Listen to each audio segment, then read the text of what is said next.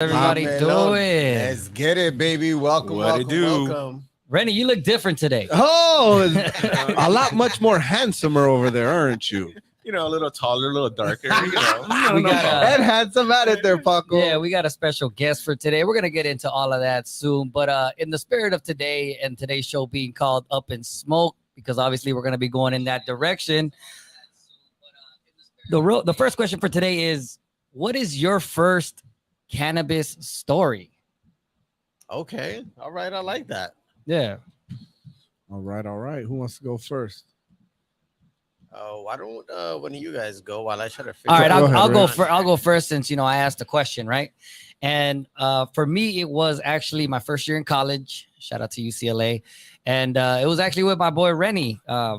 We bought some, I guess we'll consider it some dirt weed, and I tried rolling like a little joint in his car. Couldn't see anything, didn't know what I was doing, and I think I burned more paper than anything. But yeah, that was my first cannabis story. Obviously, I'm not like all there and everything like that. But yeah, that was my first one. Nice, cool. nice. So I started smoking when I was pretty young. Go figure, right? And I remember smoking when I was like 16, and I kind of enjoyed it. It was something different. But my brother hadn't ever smoked yet, and he's like, "Oh my God, my kid brother can't smoke, and me not." So I kind of like pressured him in reverse. Yeah. And then I'm pretty sure if you smoked out of a pipe that first time, that was my pipe that he stole from me. No, the first time we did it was with like a little joint paper. Okay. A little zigzag. So yeah, it was pretty crazy. But yeah, it started pretty early. That's All right. what's up. All right, Doger, you go All ahead right. because your story's pretty good. Well, yeah. I mean, I'll talk about one of the first times I tried it, and I was in college, and I'll be honest, I was into sports and hooping, and I'm a baller. I don't do that type of stuff. I stayed away. So the guy's like, "Hey, you want to hit it? You want? No, I'm good. And then I started dating this girl who was a little bit older than me, you know what I mean? And she liked to smoke. And I'll go ahead, do your thing. No judgment here. And sure enough, she eventually peer pressured me into doing it. So I did it. And then probably like a week later, we were at a party, and one of the bros passed it to her, and then she passed it to me. And he's like, "Oh, no, Doga don't smoke." And she looked at him and looked at me and said, "What you mean he doesn't smoke?" straight basically put me on. Like, you better hit that right now. And I ain't gonna lie, whatever she wanted, took Wow, that there hit, you go. passed it. Oh man, that's a pretty dope story, bro. Like, that's hard to follow. For me, I was in high school, man. I think I was like 16 years old. Met up with one of my cousins. He put me on, and it was an interesting experience. Like, I was like, "Oh, okay, this is kind of cool." Yeah. Like, it was very enjoyable. There you go. And then shortly after that, I joined the Marine Corps, and then that all went to shit. So, but no, man, yes, I was relatively young when I did it. So, but it was a positive experience, I guess, for me. All right. Cool. So, let's see if we were able to get does it this work? fixed. I think. I got a really big. Oh yes, There there we you go. go. There we go. We are back.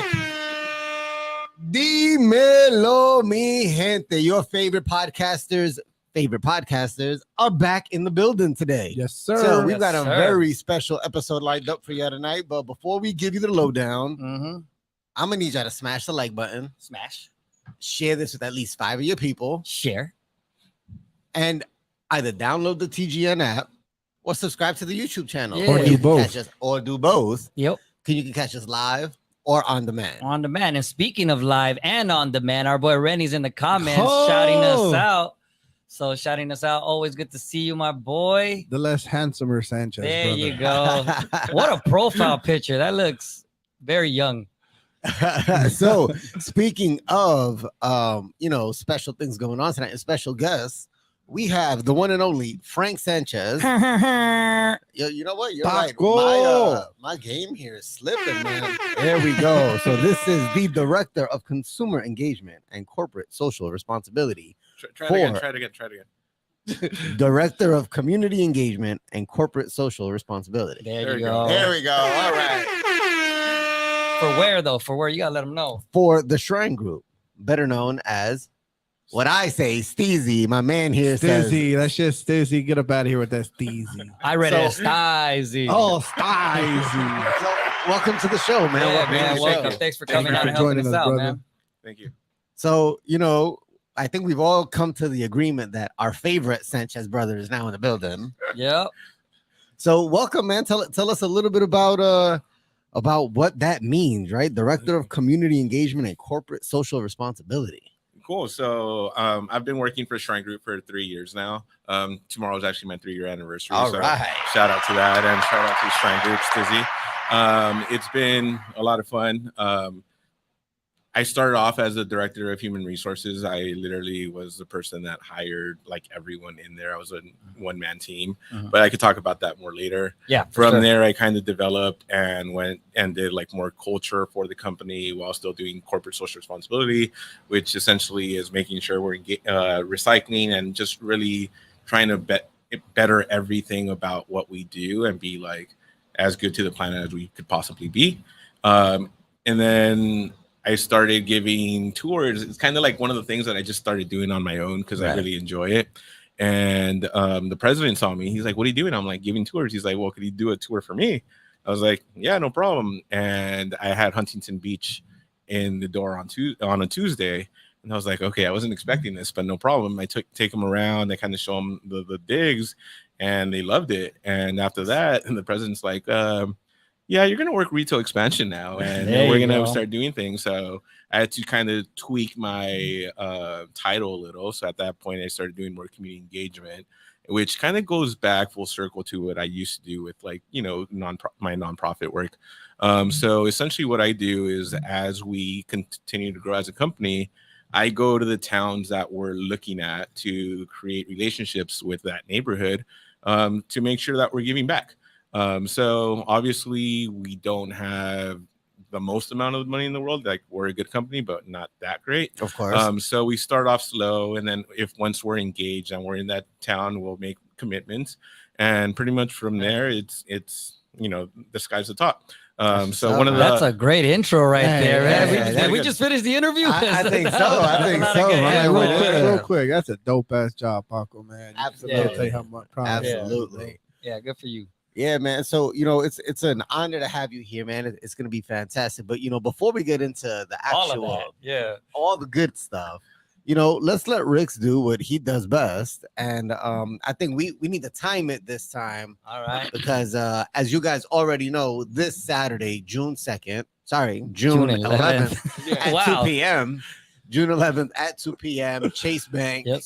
Inglewood in Englewood live show, baby. live show. So we are trying to break the record at this live Yeah, show. we didn't even give a rundown of what we're doing before that, but let's do this. Yeah, so let's do that disclaimer though. Let's go ahead. All right, as everybody knows, our disclaimer is that our content is intended to be used and must be used for education and informational purposes only. It is very important to do your own research, aka do your own homework, for making any investment decisions, and they should be based on your own personal circumstances. Investing has inherent risk, and past performance does not guarantee future results. You should take independent financial advice from a professional in connection with or independent research and verify any information that you wish to rely upon, whether for the purpose of making an investment decision or otherwise. 19.11. All right, I'm You getting it shaved some quicker. tenths off. You Yeah. shaved some I tenths off. I had him at 1906. Okay, Yeah. 1906. There you go. 1906. And as I heard, it's going to be on demand on Saturday, so I will sharpen it up, and it'll be a lot quicker too. So Hey, looking hold forward on, to hold it. on. Let's take. let's Although do- I don't know if it makes a difference that mine's an Android. No, it doesn't. Here we go. quick bet. I say 17 and a half. My boy's gonna do it under 17 and a damn. half. Let's bet dinner. Oh no, I'm in agreement with you. All right. that's a lot of time to shave off, man. You got this, bro. You All right, got all this. right, You all got like right. 2 stutters. You got this. All right. So- But so let them essentially- know, Jesse. What do we got for the rest of the show, at least? Yeah, so we do have, like we said, our special guest. We got El Mercado coming, and we're gonna Yes, talk sir. about whether or not these streets are still bleeding because a lot of portfolios have been hurting recently. What else do we got? We got our ears glued to the street, and of course, in honor of our guests, the articles we'll be discussing today will be more cannabis focused. Okay. So we can shed some light on that for our communities. Credit Chris, man, what you got coming up for us today? What gems you drop? Little credit hack loophole for you. If you need to get off some chargebacks or some collections off your credit score, your Yeah. report, got a little bit of loophole you should do prior to disputing Nice, those. nice. All plant. right. So, all right, so let's get this rolling, Jesse. Let's jump right into it, folks. Don't worry, I got you today. I'm gonna nudge you today, my boy. You're a good nudger. Yeah, man. It's that shrinkflation in me. I got it going on. Will I be All right, folks. So the first story we have to you today is about how on Tuesday, the City Council of Washington, D.C. unanimously passed a bill that would prohibit employers from punishing or firing employees who use marijuana or test positive for the drug. If signed into law, the Cannabis Employment Protection Amendment Act of 2022 would also block employers from refusing to hire those who use marijuana or test positive. Now, that's not going to apply to everybody. Construction workers, civil servants, police officers, Truck things of that drivers. nature, truck drivers. sure. But that seems to me like a step in the right direction. What do you guys think? Yeah, I just think it destigmatizes, cannabis and cannabis use. And, for a very long time, it has been seen as, they call it the gateway drug, or they just always put these bad stigmas on it. And I think it's a step in the right direction. Obviously, there's always going to be people that are against any, anything that they feel is illicit or what they feel is morally their right to do so. So you're still going to get that opposition, but it's good that, these laws are coming into place to protect that and to kind of take the stank off of it, Right. As far as for you, Pac, with this going on, how do you see this potentially, changing or shaping the marketplace? I think more people are going to be willing to work in the industry, and it's just going to normalize more as it's been in the last 3 years. But one of the funny things that happened, I believe, last Christmas or Christmas time, I believe FedEx stopped drug testing their employees, or one of the larger transportation companies, and that just kind of shows you it's here to stay. Like, if you really want to stay in operation, you got to learn to live with us, because if not, there's not going to be anyone to work with you. So it is what it is. Definitely. I mean, besides the legalization of marijuana, I think removing the punishments and the decriminalization of marijuana is the next biggest thing that needs to happen. Yeah, that's real. I think that's a conversation I want to save for us for the next segment. But the difference between them saying that cannabis in some states is decriminalized versus using the word that it's legal, and how that plays a role in how people are impacted by it. Like, Definitely. I've kind of noticed that through a lot of things that I've been hearing, they're specifically using decriminalized and not legal. Yeah, it's like that dog whistle that they have to use. Right, You know what I mean? yeah. Yeah, So, absolutely. So it's interesting, right? So we got this really good news coming out of DC, of all places. And this next article talks about how, despite repeated calls to stop penalizing staffers for being honest about past marijuana use, the Biden administration made it clear on Monday that people who want to even intern at the White House will still be required to disclose prior drug use, including any cannabis consumption that was legal under state law. And they could be denied eligibility over that. That's wild. That's wild. And I mean, did you really have to say the part about they could be denied eligibility over it? I mean, even if that's what you wanted to do, the fact that they had to say it, just takes it to a whole new level. Yeah, I think the biggest thing that maybe Biden is trying to accomplish with this is because it's still not federally allowed. Overall federally, it's still not that. So I think that there's a measure of, covering his bases as far as who they say they have, on staff or whatever. But with the times changing, this could have been his opportunity to help lead the conversation in the opposite direction, though. Like, he could have been the one to say, hey, cannabis use, if it's legal in your state, doesn't disqualify you. Now it kind of opens a different kind of dialogue at the federal level. But I'll get past it to you, since this is kind of your forte. This makes you so happy, Paco. So Yeah, more than anything, politics is politics. And the beautiful thing about cannabis, it's the one, I'd say, conduit that brings both parties together. So whether you're Republican or Democrat, everyone understands it. Everyone is able to benefit from it. And since the campaign period to now, we've seen pretty much 180 from the president. During the campaign, he was talking about how to be open to the conversation, and pretty much he took office, and everyone in his cabinet that had admitted to smoking marijuana, he dismissed. At that point, how does the industry not see that as a slap in the face? not to mention the vice president's history with cannabis in the past. So it's unfortunate. I think that a lot of voters that are split may swing the other direction, and it's unfortunate. Yeah, it's like saying to your base, like, hey, I know you backed me up on a lot of this stuff, and I'm not bringing a lot of good stuff right now, but also slap. You know what I mean? So Right. it's not gonna help with the people that voted for him, and it's only gonna light a fuse under the people that voted against him. Absolutely. Well, shout out to Rennie still checking in on the chat saying Biden out of here Bidening.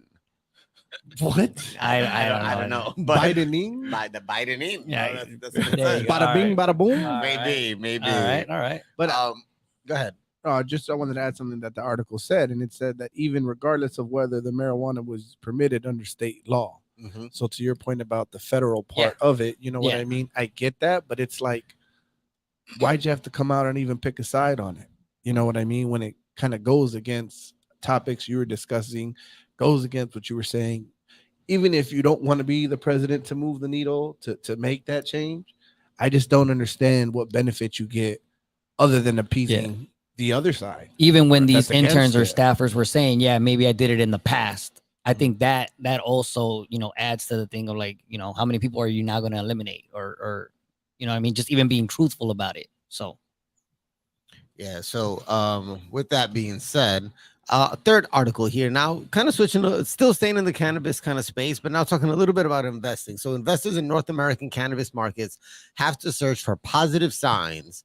Are there any indicators of a turnaround anywhere? Somewhere? Man. I mean, this is not financial advice, but shout out our son calling Pot X out, one of the ones that a lot of people jumped on. we from jumped our on investment what group. we didn't realize was the high. Yes. And it's how No low, pun- low, no low, pun- low, no pun low intended. can Yeah. you go. So really like cannabis stocks have been getting decimated.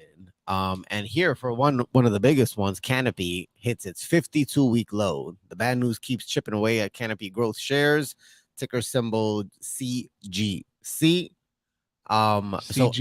CGC. So earlier this week, the Canadian-based cannabis grower was one of the only two stocks on the S&P and TSX Composite to hit a 52-week low. The marijuana company has lost 11.8% in the past week and almost 51% year to date. Yeah.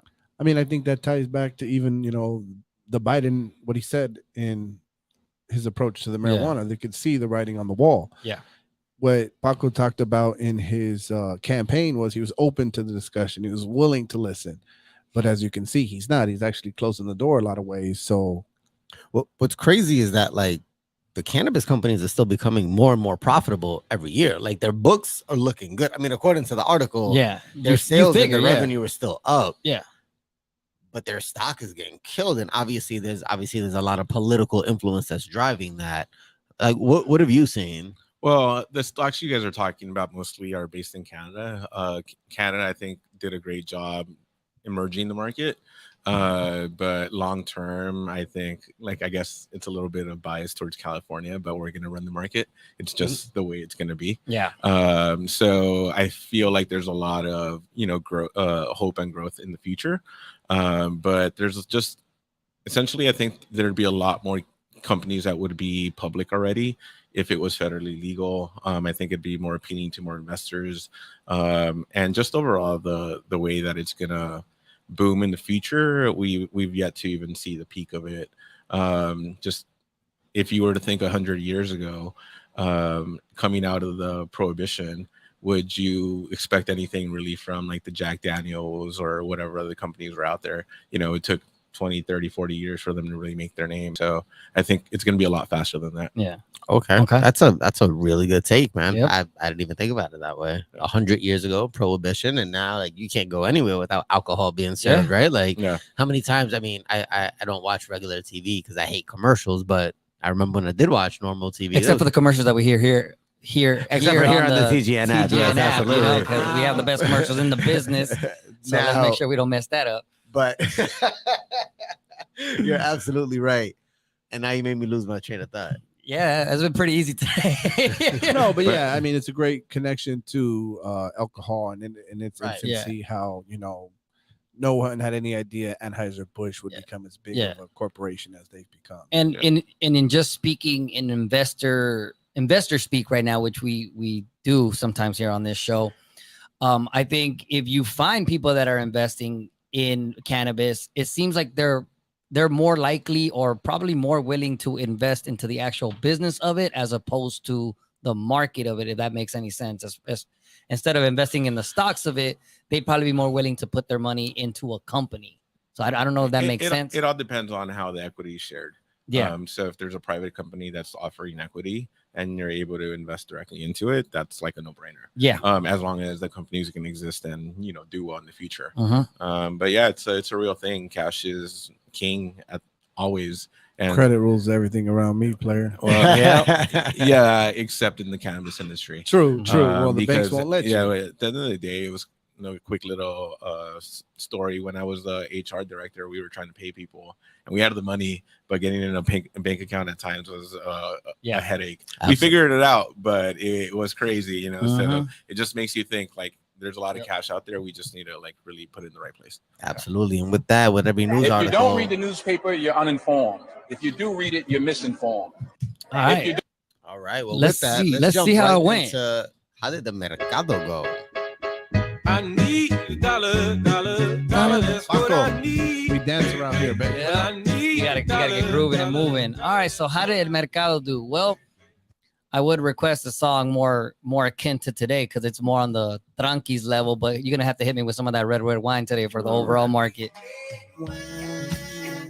I feel like we just keep playing this song. Yeah, we're a lot more frequently on starting- the show right This now. is our actually most streamed song that we have on this show. But El Mercado, the S&P 500 went down 44.91 points to 4,115.77.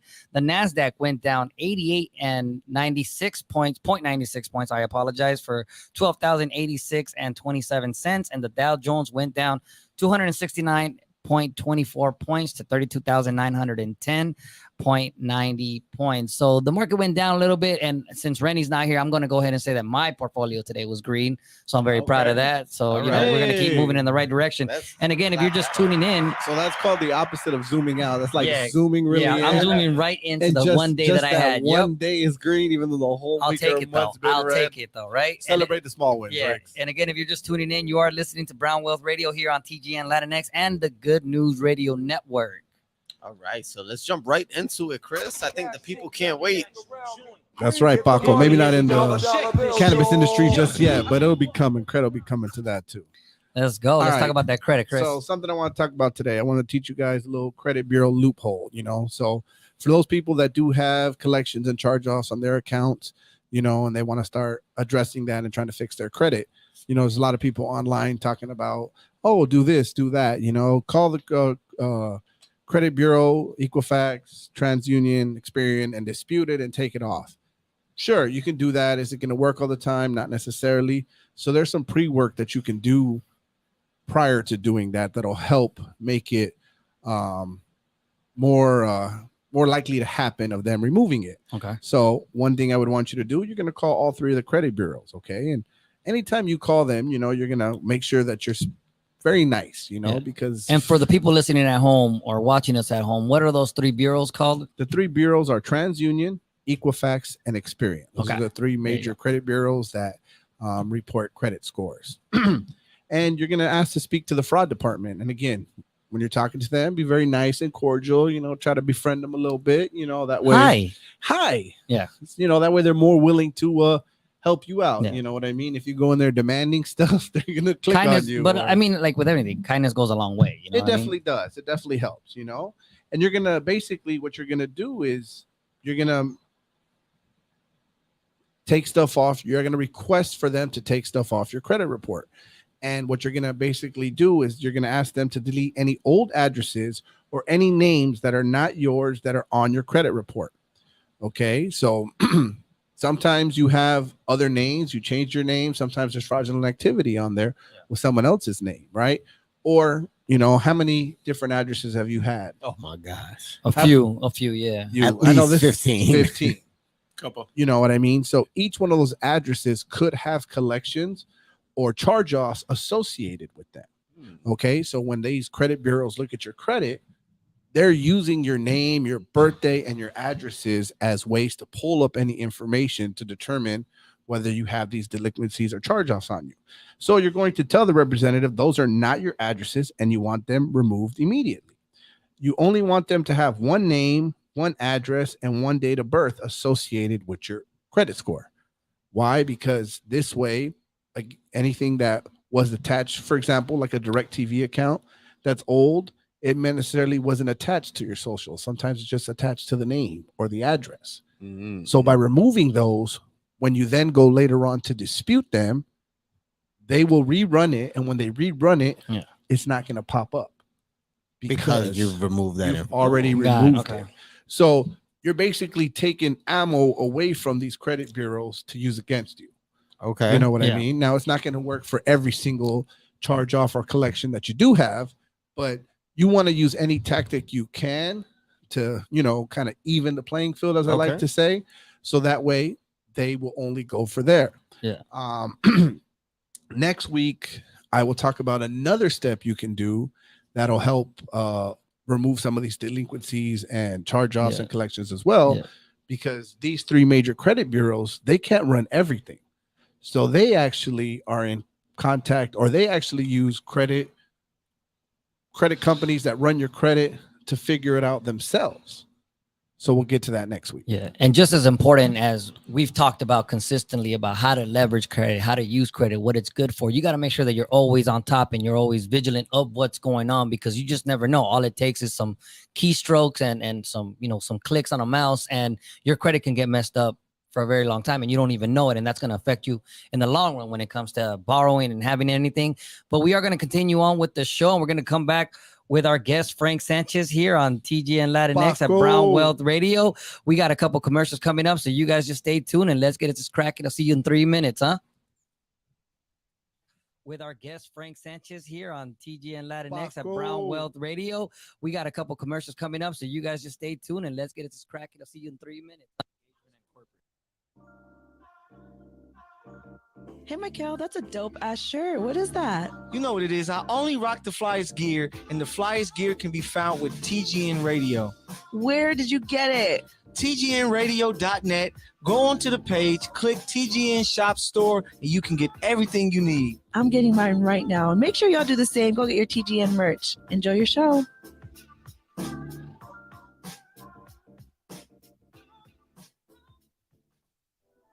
Hey, my name is Jasmine Sweets, and I'm so excited to be bringing you The Sweet Spot on TGN Vibes, Good Vibes, and R&B. Playing the old school, new school, and in between. I'm coming to you this summer. Stay tuned. What's up, friends? It's Iron Friends. We're here at the Podcast Pit LA. It was so fun. We came to rep the IE. I think we did a pretty good job. So shout out to the Podcast Pit for having us. Shout out to TGN. You guys should definitely check them out. You should check me out, Saul V. Gomez. Y'all can find me at I Know Caesar on IG. You can find me at airbear_IE on IG. And you guys can find the podcast at Iron Friends on every social media network, except for OnlyFans. That's coming soon. So stay tuned. So follow us and follow TGN Podcast Pit. Have a good day, guys. ¿Qué pasó? This is Ricks with the Brown Skin Investors on our podcast, Brown Wealth Radio, where we reach and teach nuestra gente on financial literacy, exclusively on TGN Latinx on the Good News Network, every Wednesday at 8 p.m. Pacific, to be specific. It's back, Jax. Have you heard? It's back. Michael, what are you talking about? What's back? The Podcast Pit. It is returning Monday, May 23rd. Brand new venue. Oh my God, the Podcast Pit is back. Exciting. Where's it at? It's going to be at Jax's Daily at 7:30 p.m. I know where that's at. That's at 11168 Washington Boulevard in Culver City. So, Jax, will I see you there? Oh, you know it, baby.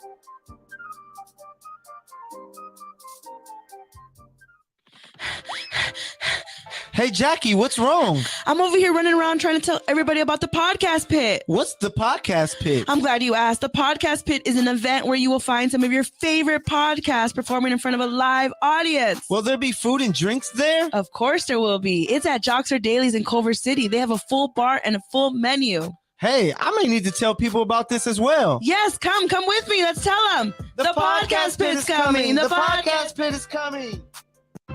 Are you single and ready to mingle? Well, you may not be, but now here's your chance to purchase an all-new 30-day journal, Single and Not Quite Ready to Mingle, a 30-day journal to make the most of your single season. It's by me, Chanel, co-host of Brunch with Besties show. You can purchase your journal right now on Amazon by typing in Single and Not Quite. Yeah. There you go. There we go. We're back. We now. missed The boards it. are We missed working. it the first time. Investors every Wednesday, 8 p.m. Pacific. TGN Latinx. Yeah. Saw Sun. Investment Bars. Here we go, yo. Investment Bars. Yeah, welcome back. welcome We had to hit them with the bars don't first. worry, you know what I everybody. mean? We're not just starting the show all over again. Yeah. Welcome back. We are Brown Wealth Radio here on TGN Latinx and the Good News Radio Network. As always, it's your boy Rix along with Dogra, Jesse, and our very special Frank, our very special guest, very special Frank Sanchez, aka Paco. Before the break, we covered a little bit of news. We talked a little bit about Mercado, and we spoke a little bit about the ins and outs of cannabis. As always, make sure you follow us on social media at the Brown Skin Investors because we got that fire. Plus, we got a link so you can purchase our Brown Wealth Matters stock market course and some fire gear.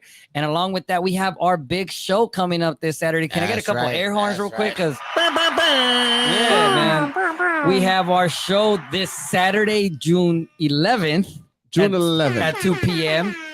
Catch us on IG so you can check out the link so you can RSVP. But we're going to be doing it from Chase Bank in my city of Inglewood. And just so you guys know, I'm going to get a fresh haircut for that right there in Inglewood from my boy Joe at Headliners, the hottest barber in LA, just so you guys know. There we go. And we're going to be teaming up. I'm sure Joe's a cool dude, but chill out. Yeah, you already know what it is. But we're going to be teaming up. And we're going to be talking financial literacy. We're going to be bringing resources and more. So make sure you check our IG stories and our posts for more details and everything like that. If you haven't seen it already, Jesse actually sent us a video earlier today on our Telegram. And that place, it's going to be epic. We're going to have a great time. But let's get on to the guest of the week. And we are speaking to Frank Sanchez, who is the Director of Community Engagement and Corporate Social Responsibility at Stizzy. So again, welcome, Frank. Say hello to everybody. Thank you for having me. Thank you. Awesome. And we'll get started with the questions. You spoke a little bit about your beginnings into Stizzy. I think the biggest thing that I want to get from you is what are the biggest things that you do for community engagement when you go out to all these different cities? Okay, so there's essentially three things that we try to focus on. One of them is homelessness. The second one is, just children's well-being. And the last one is mothers and children. Yeah. So if there's any of those that we're able to impact right away, those are kind of the nonprofits that we'll choose. Mm-hmm. Obviously, every community is drastically different. Yeah. Like we're, in Orange County and then the Central Valley, which is two different worlds. Yeah. So we just try to find what the biggest need is to try to be part of the community and really get involved. Yeah. I think that's the biggest thing that we miss a lot of times, and that's what I was put there for. That's dope. What's been your most memorable or fulfilling thing or event you were able to do with the platform that you have?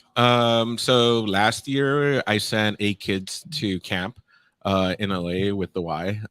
So I think that was pretty cool. Me growing up, I used to work for the Y, grew up with the Y, and going to camp with them was pretty, life-changing.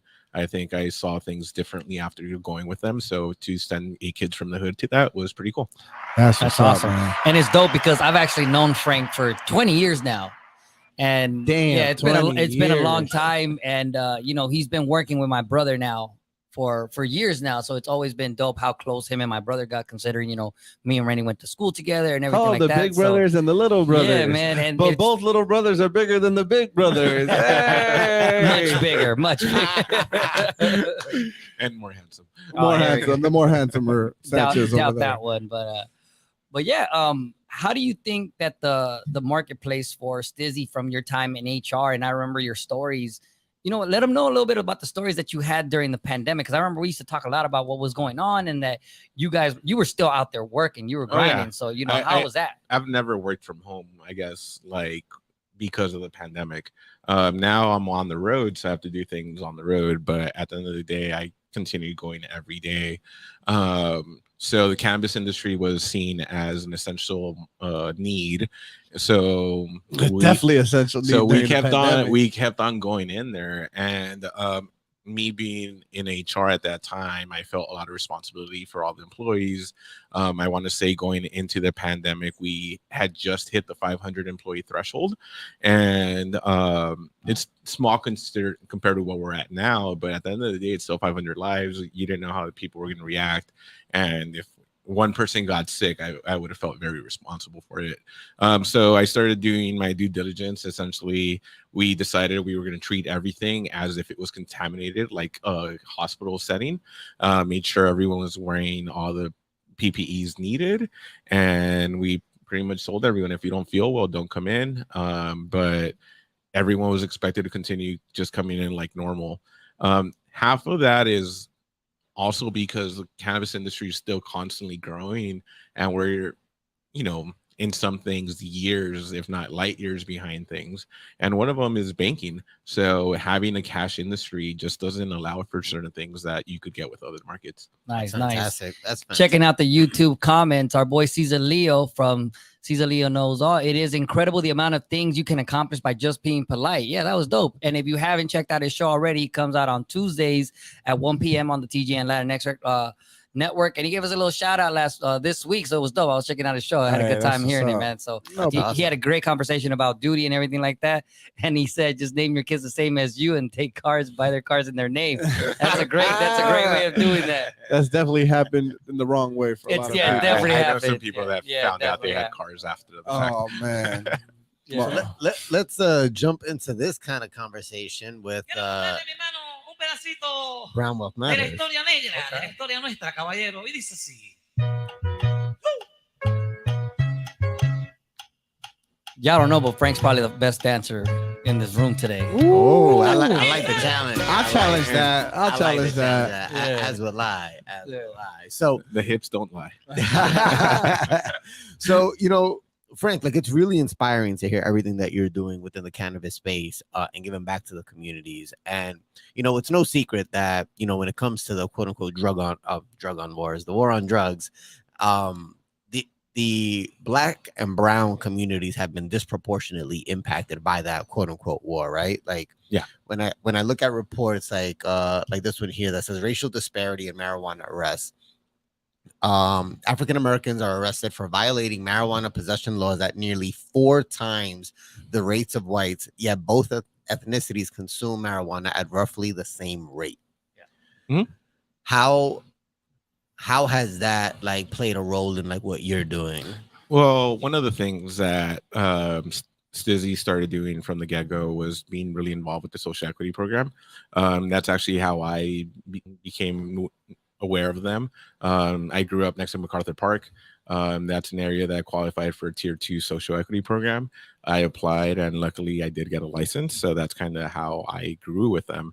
And that's essentially the best way to level the playing field and really bring back years of potential generational wealth that would have been lost otherwise. Mm-hmm. But at the end of the day, that's not quite the solution that you're seeing everywhere. And it's unfortunate, especially when you see people that, are white that are making millions off of CBD while we still have people in jail for selling weed, so for a couple ounces. Yeah. So it just doesn't make any sense. At the end of the day, there's still a lot of disparity. There's a lot of discrimination. At the end of the day, there's a lot of racism that's tied into a lot of our laws still, and that's unfortunate, and it's still very apparent.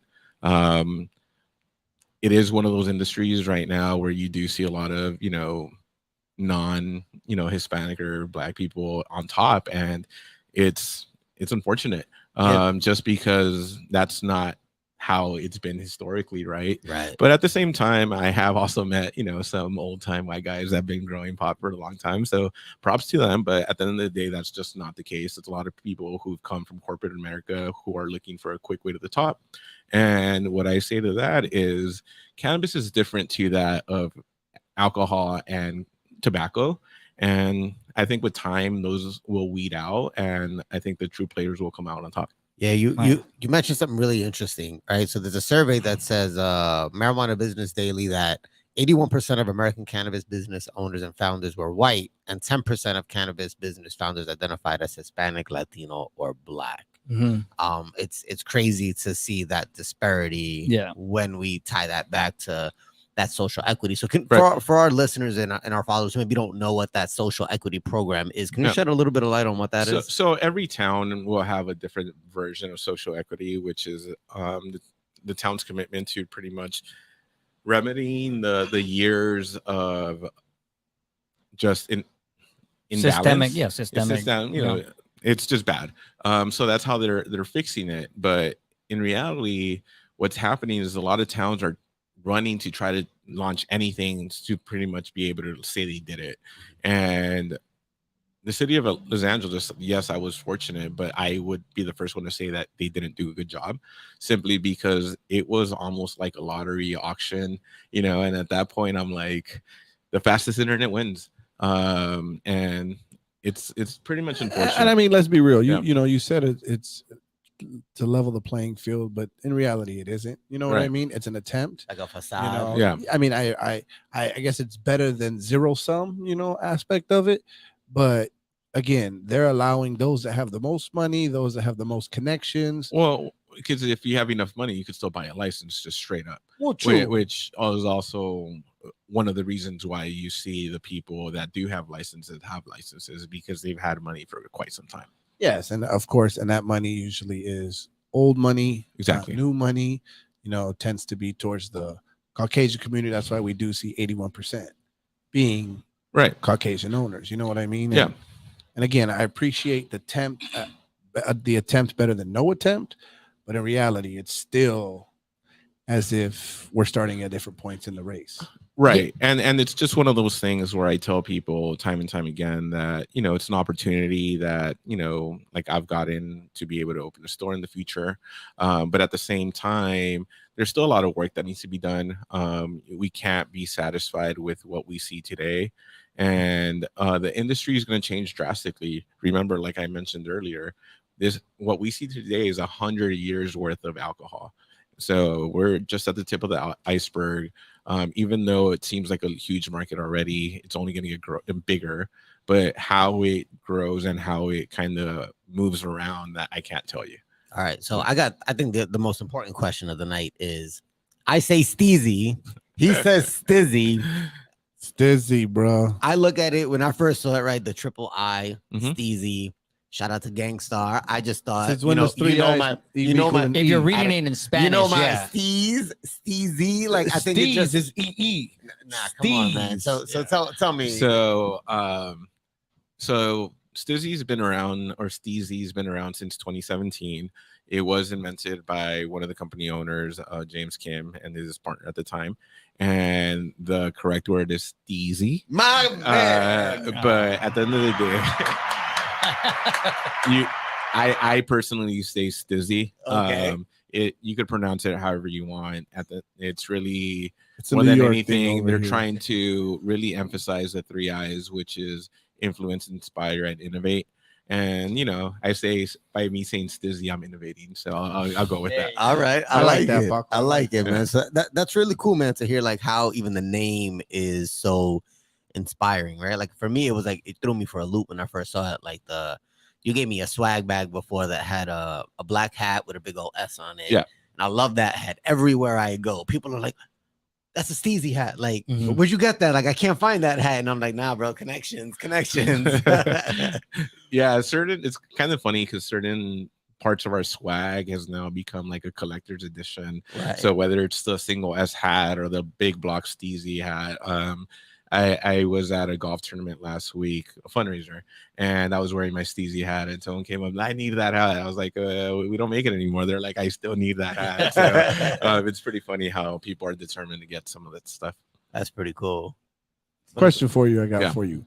How does Stizzy or like the corporate marijuana industry look at the black market and the illegal grow ops that happen, you know, throughout the country? So the legacy market is part of the market. We can't ever, you know, turn our backs to it. I like it's that really legacy market. Yeah, there you it's go. really You've how been it's grandfathered really in. how it came to be. To California today wouldn't have been anything without that legacy market.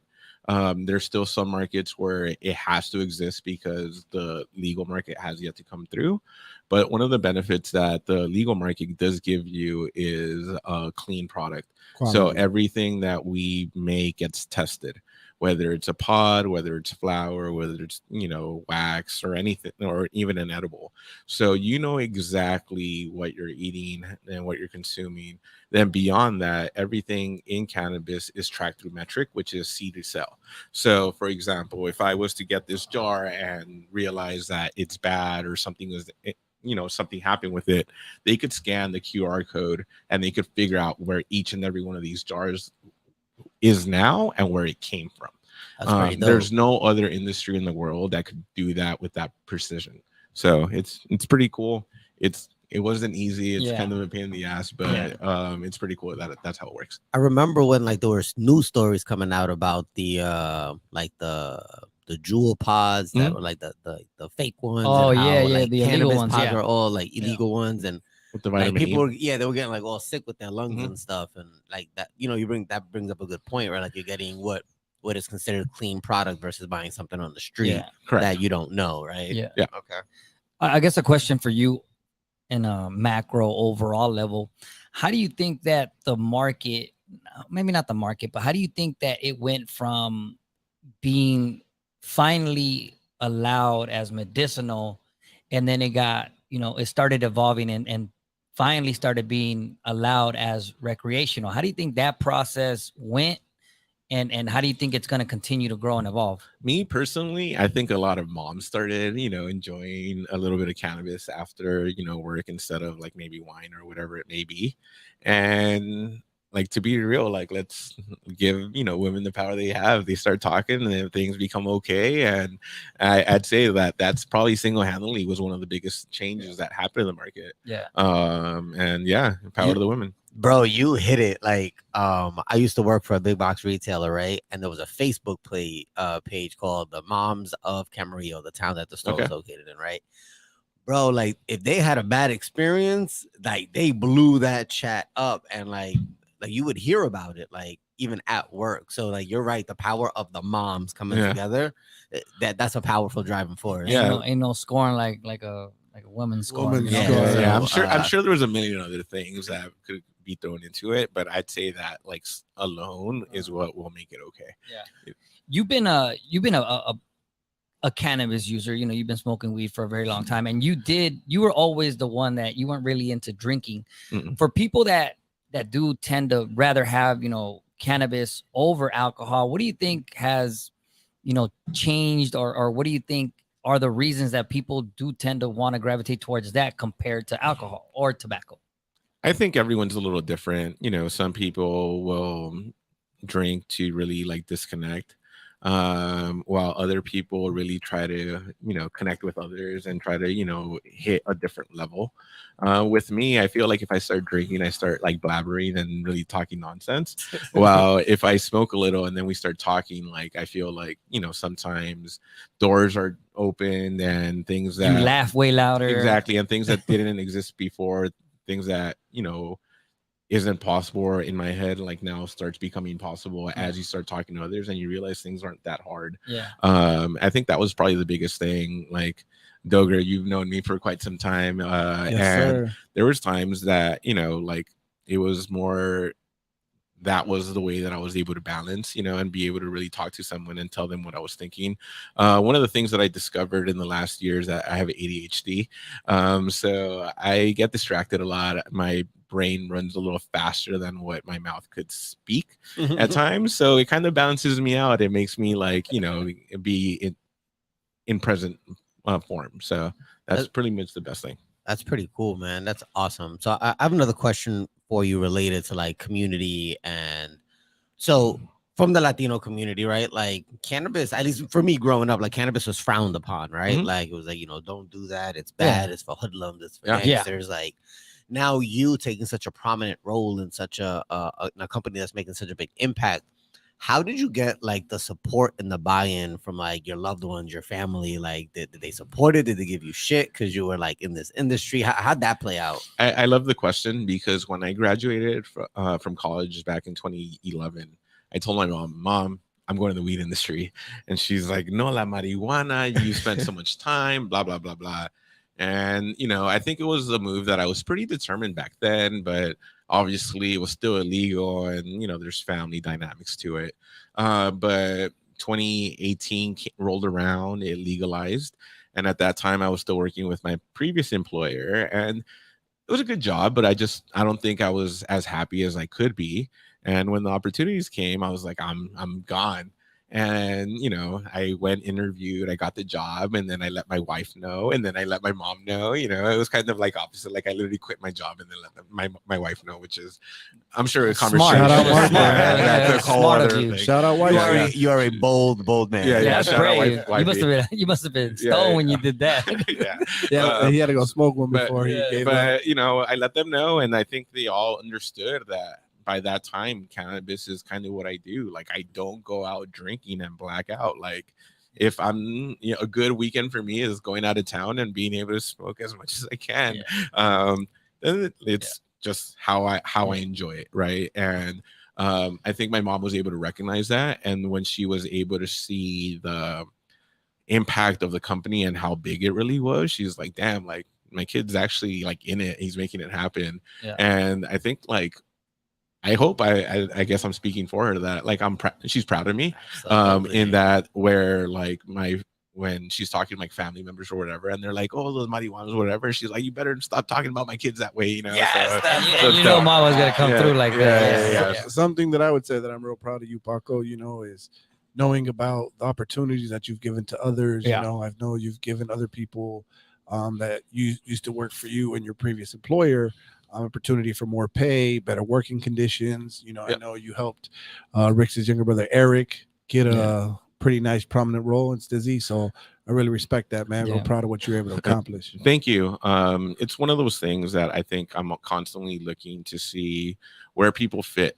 I think that everyone has something that they do amazing, and there's always a place for everyone to fit in. It's just at the time and I might not be working. So I'm constantly seeing things with that scope. And when I see opportunities, if someone's been good to me, I'm going to make sure I remember you and call them back. So that's kind of how that went down. Yeah. What Go ahead. What's something, being that you're in this role, like what's some words of encouragement or advice that you would give to people who are passionate about cannabis and are thinking about exploring, finding a career in that space? So there's a lot of different ways to pivot into this industry right now. If you're looking to really just change your job, there's a million different jobs. There's definitely something new that you could be doing. It's maybe at this point you go from working, in a warehouse to a lab or whatever it may be. But if you are trying to be the next like big shot, staying in the state is not the way to go. Essentially, you need to go to an emerging market to really stand out. In California, will there be other big businesses that still emerge? Yes, there will be. But it's also one of those things where it's still a startup. You're going to have to put in a lot of time for it to work.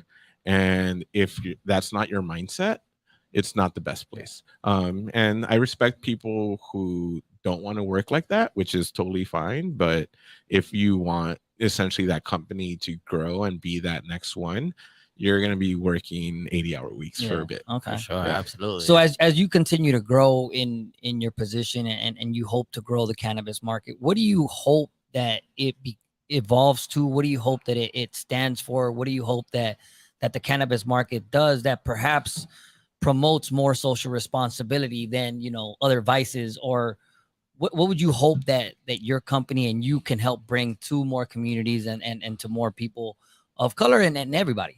So more than anything, I think the biggest thing that I'm trying to do is shake the stigma.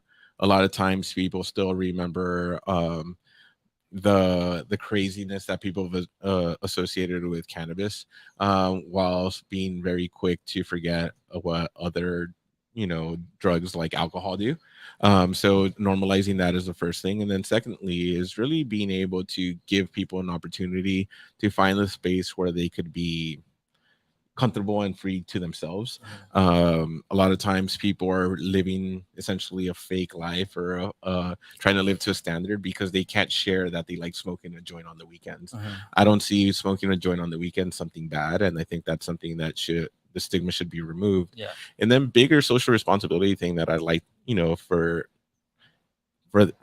this to come from is really being able to have like a more green process in how we pretty much do everything. So the more we're able to recycle, the more that we're able to remove, waste from our yards, the better we'll be. There's certain things that, maybe in the future we could start recycling or, reusing. We'll go from there. In terms of more states legalizing marijuana, one thing that really like just baffles me, because normally money makes everything happen, right? Just the tax revenue that comes. I know California had in 2021 $817 million in tax revenue. Yeah. How do you feel? We pay like 10% of it. Yeah. Well, you guys 300 million revenue yourself as a company, which is amazing.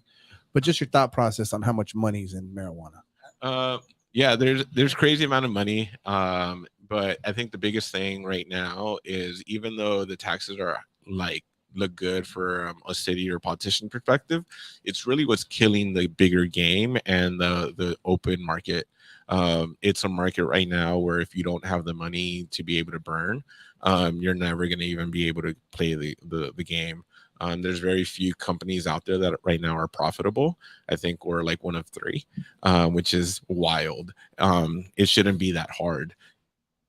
When you go and you see the Central Valley, especially like wine country, not every winery is a huge name. They're not all Robert Mondavi, and that's because watch out, wine connoisseur over there. Yeah, my boy knows. If you don't know, Frank knows. They're not able to all be that big winery because that's not how they're set up to be, and they don't want to be. But if this was cannabis, tax would force pretty much everyone to have to be big. Yeah, absolutely. Damn, so, man, this thing went by too fast. It's going by quick, but don't worry, folks. We are gonna just keep on rocking. So if you're following us on YouTube, we'll keep it going. Yes, sir. Shout out to Drago Beats for always coming through. Yes, He's got a sir. good comment. CBD company is sponsoring a podcast that he's mixing. It's not cannabis, but it is adjacent. Damn. So the market space is growing. Yeah. And if you are a cannabis company or a company that wants to get your product out there to the people, make sure you hit us up on the DM so we can maybe promote your Stizzy will stuff. get up There in you our go. DMs, huh? Hey, you never know. I think we've done a lot of promo here. So, you have your people call our people, and we could be people, right? There you go. So as we let's keep it going on the YouTube, because we're still here. If you have checking us on the TGN Latinx, make sure you switch over to YouTube. But for those of you that are still on it, we got a little bit more going. So let's keep this rock. What do you got? So let's we talking about cannabis. We're talking about community. So what goes hand in hand better than cannabis and music? And bars. And bars. Could have bought a place in Dumbo before it was Dumbo for like $2 million. Hey, Arson, you still on? You need to That participate, same bro. building today it's worth $25 million.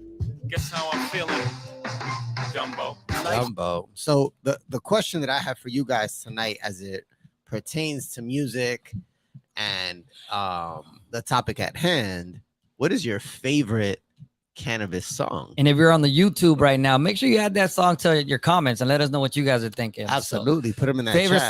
song. You got a favorite song, Pac? Afro Man. Yeah. Okay. It's a song that I feel like has always like resonated the longest, and you know exactly what I'm talking about. Right. Yeah. Okay. I like that. I like the old school vibe of past the Dutchie. I'm a big fan of John Legend. Let's Get Lifted. And I think my favorite one to rock out to, it's I Get High by Styles P, man. Damn, you took them all. Yeah, I know. He love just that said one. That's why I went. That's why I went. Damn, There's a list. I know you guys got your list ready. So I mean, I got 5 on. You took mine, bro. You okay. took mine. Yeah. Yeah, bro. I got 5 on it. Like, not for nothing. I love the song. Yeah. Like, the beat, the way it comes out, the way it was used for that movie that came out recently, and the way they slowed it down. Like, the beat is amazing. Yeah. And then it's like, when I was in high school the first time, like, I had to put 5 on it. Like, I was like, I thought that song came out when you were in high school. I was like, God damn, that was like 95. Yeah, bro. I was in high school in 95. He was. You graduate. Oh, that's right. Yeah, I'm an old head, bro. I'm the old Shouts head. to you. Yeah, I was in fucking elementary school. I was still Getting in a ride fifth from my grade. cousin. I was like, who? So the conversation is not about how old I am. It's about There your you go. favorite Hey, cannabis. Rennie in the mix. Did he Rennie in the say mix one? saying "Stay High" by 3 6 Mafia. Yeah, I love that one. Yeah, I love that one That too. is I a mean, good I'm gonna song. throw one in. It's not even a weed song, but the Red Man, Method Man, the Rockwilder. Oh yeah. That was me the first time I smoked. Boom, Really? boom, like just the way the sound hits, man. Absolutely. She Yeah. said, and my wife, she says singing, so you got to sing that one. Oh no, we ain't doing that. Yeah, Oh, no, there you no. go. So like it's interesting, right? Because cannabis is very much ingrained in the hip hop culture. Yeah. So like, did it play a role in for you guys? Like when When I was an smoke? aspiring rapper, we definitely, rapped about weed a lot. That was Okay. one of the things, because I really hadn't done much in my life when I was at that point. So I was Right. like, what do I do? I smoke weed and I like to party. So let me talk about that. You know what I mean? Okay. Like I wasn't out there doing stuff. You know what I mean? So Well, it's funny. Like I listen to a good amount of hip hop, but if I'm just kind of in my car, I'm gonna be listening to reggae. Okay. But Classic. but my brother made me rap in college. So that's just Hey, what yeah, we and did. we always And- had to talk about him and- getting a blunt or getting high. Yeah, So so the Diddy is Yeah. kind of what Do the everyone Diddy, knows, Diddy? knows me. Shout out my for. big bro, dude. friend, And now I'm here getting drunk, lots of beer. Yeah. Yep, that's it. And if you hear my verses, there's no way that you're gonna hear that. His and at the end of it, or whatever, you know what I mean. I know. Dude over But, here. but essentially, if you hear that, you're gonna be like, that guy's a stoner. Like he smokes a lot of weed. I think you could tell by the everything that we Yeah, were doing yeah. back in those Yeah. days. But It was good times. yeah, man, it was fun. I think the coolest part about music was going to like festivals and things like that, and you get your smoke on and you just go enjoy the music and you vibe out to it. And I think one thing you mentioned that is back in those days of using cannabis, it allowed you to just enjoy things more as opposed to being hyper focused on what you wanted to do or aggression or anything like that. So yeah, that was one thing that I always took away from back in those days. Yeah, no, for sure. So yeah, like what about your favorite cannabis inspired album? Damn. I mean, I think there's really Uh, just one winner for album. Yeah, Chronic. Chronic. Come on. Yeah. Come on, we West Coast. Get out You're of right. here. Yeah, You I'm already not know. I'm not going to disagree with you. Just gonna be like anything by Biggie. No. I mean, don't get me wrong, Biggie's the GOAT, but Yeah. no, I think from a cannabis perspective, like I would say the Chronic 2001. Yeah, just how he flipped funk and everything like For the that. weed connoisseur, bong, blunt, joint, edible. What's rank them? A through 4. E, he said. One through top to bottom. If you're trying to taste the For you, terpenes, top to bottom. I don't need the whole. Okay, me personally, scientific explanation. it's bong, joint, blunt, edible. I would have guessed that. Yeah. Right for you. But if you're really trying to taste what you're smoking, it should be joint first. All right, just trying to hang out and chill. What are you doing?